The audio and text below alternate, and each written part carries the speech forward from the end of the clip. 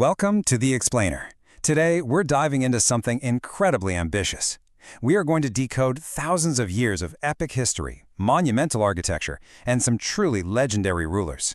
We're looking at the phenomenal scale of ancient Egypt, a civilization that literally rose from muddy riverbanks to completely dominate the ancient world.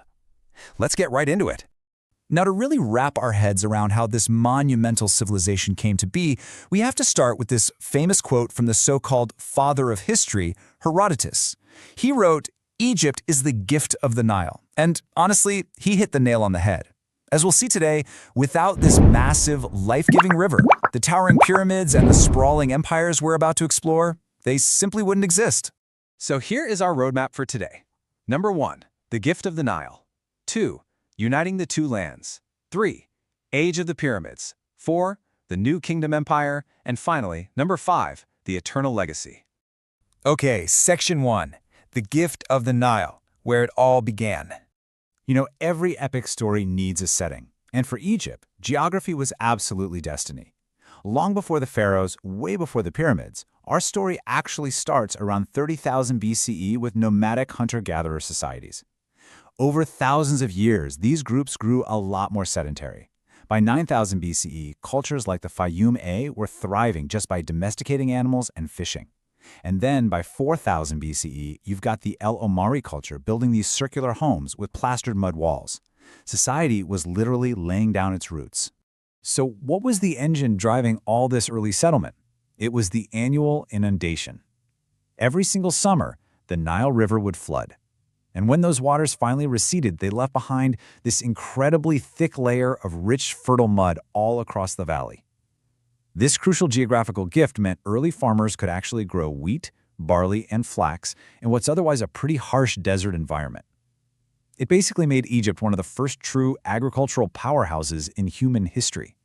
Moving right along to Section 2, uniting the two lands, forging a nation.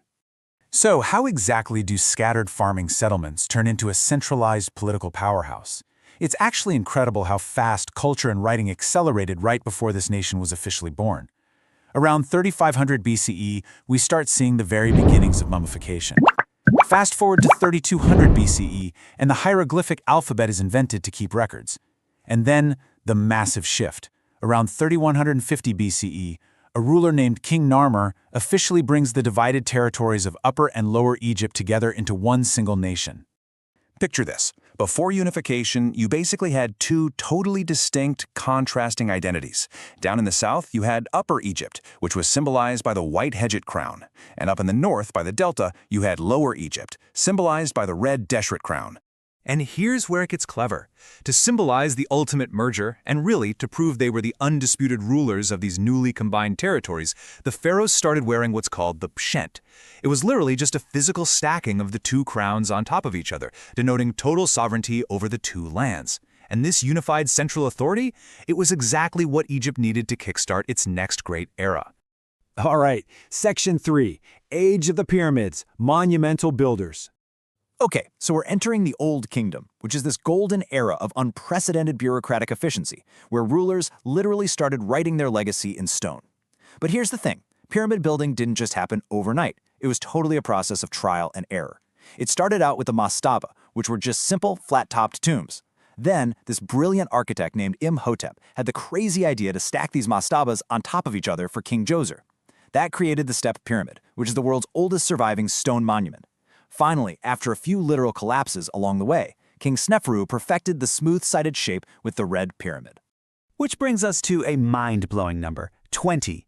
That's the number of years it took to construct the awe-inspiring Great Pyramid of Giza under the reign of King Khufu. Just 20 years. It was an absolutely astonishing display of centralized wealth and engineering. But, how did they actually pull that off? Time to shatter a massive myth right here. The pyramids were not built by slaves.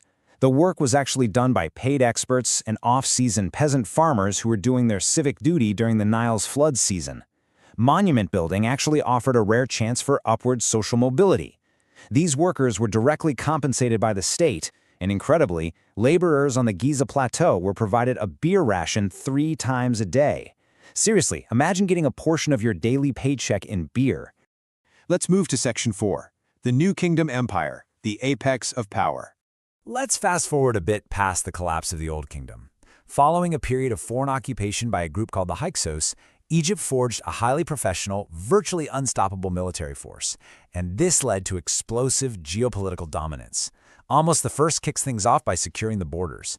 Then you see legendary figures step up, like Hatshepsut, the warrior king Thutmose III, who expanded the empire all the way from Libya to Syria, and eventually the iconic Ramesses II. Egypt was now an imperial superpower at its absolute artistic and financial peak. Just look at the achievements of Hatshepsut for a second. She was one of the most potent rulers of the entire New Kingdom, stepping up first as a regent and then boldly ruling as pharaoh herself. She directed these massively successful trade expeditions down to the legendary land of Punt and commissioned these towering obelisks. Her architectural achievements, like the Deir el-Bahari complex, were so stunning that later pharaohs literally tried to chisel her name off the monuments to steal the credit. And then, of course, we have Ramesses II, probably the most famous pharaoh today. He reigned for an unbelievable 67 years. Just to put that into perspective, he lived so long and outlived so many of his own heirs that it was actually his 12th son who eventually had to take the throne after him. Now, Ramesses II definitely loved to project this image of total military invincibility. He famously clashed with the Hittite Empire at the epic Battle of Kadesh in 1274 BC. He marched in with 20,000 soldiers and got ambushed by a much larger force of 37,000 Hittites and their chariots. Ramesses managed to fight his way out, breaking the Hittite army on the field, even though the Hittites ultimately kept the city itself. But what's truly fascinating about this bloody stalemate eventually resulted in history's very first recorded peace treaty. But, as we know, no empire lasts forever. Decades later, during the reign of Ramesses III, Egypt faced a violently devastating invasion from these mysterious attackers known as the Sea Peoples. Ramesses III defeated them using some brilliant coastal guerrilla tactics, but the war totally bankrupted the state. And here's the profound irony. The momentum of this incredible empire faded not just from foreign swords, but from the inside. When the royal treasury finally ran dry, unpaid tomb builders at Deir el-Medina just walked off the job, giving us the very first recorded labor strike in human history. Finally, Section 5, The Eternal Legacy, Echoes in Stone. It's amazing when you think about it. This civilization survived systemic collapse, fragmented kingdoms, and foreign conquests by the Persians and the Greeks, only to ultimately remain immortal.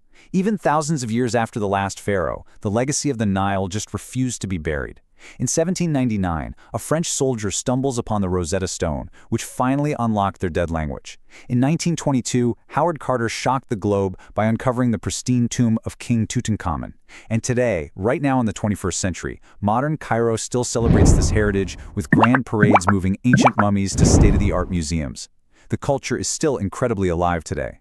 Which brings us to a final thought to chew on. When you look at the sheer scope of what we've covered today, from the earliest agricultural communities settling on the Nile to the insane logistics of building the pyramids, the world's first recorded peace treaty, and even the first labor strike, it really makes you wonder, from our laws to our architecture, how much of our modern world is just an echo of the pharaohs. Thank you so much for joining me for this explainer, and I hope it sparked your curiosity to go out and learn even more.